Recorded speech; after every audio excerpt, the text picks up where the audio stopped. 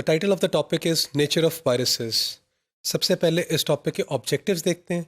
इस टॉपिक को कंप्लीट करने के बाद student will be able to describe the nature of viruses.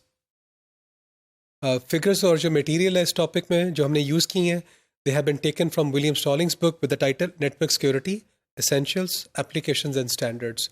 The book was published in 2014. एक कंप्यूटर वायरस की सबसे पहले डेफिनेशन देखते हैं. A computer virus is a piece of software. और ये piece of software करता क्या? It can infect other programs or any type of executable content by modifying them. अब ये modify कैसे करता है? Modification में क्या होगा कि आपका जो original code है उसके अंदर आप inject कर देते हैं with a routine to make copies of virus code.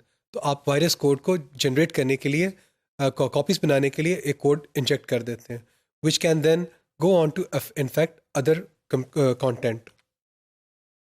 तो एक computer virus it carries in its instructional code the recipe for making perfect copies of itself.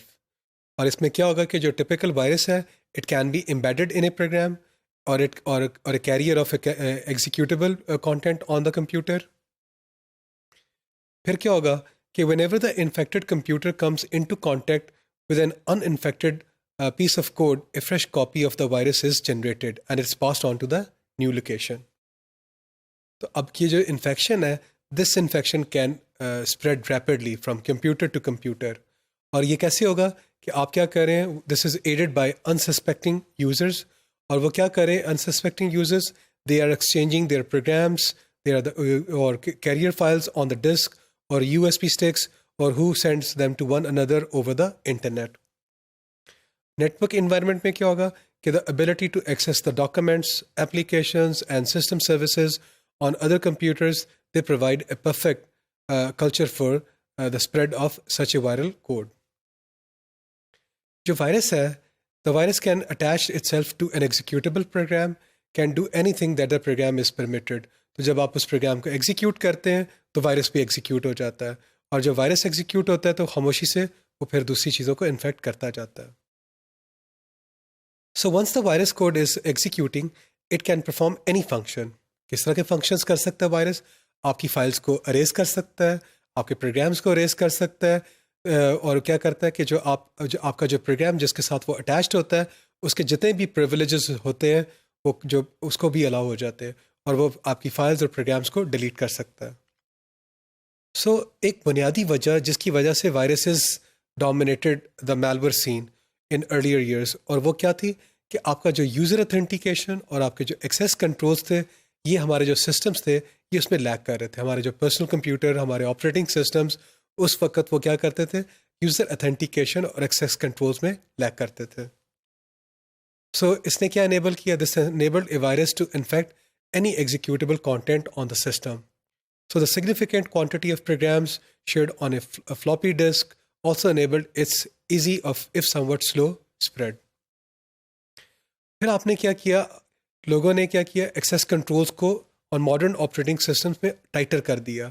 जो ही आपने इनको टाइटर किया this significantly hindered the ease of infection of such traditional machine executable code और viruses. फिर अब इसमें क्या हुआ अब जो एग्जीक्यूटेबल की बजाय अब आप जो वायरस के जो जनरेटर्स थे उन्होंने क्या किया जो वायरसेस जो राइटर्स हैं उन्होंने क्या किया this resulted in the development of macro viruses.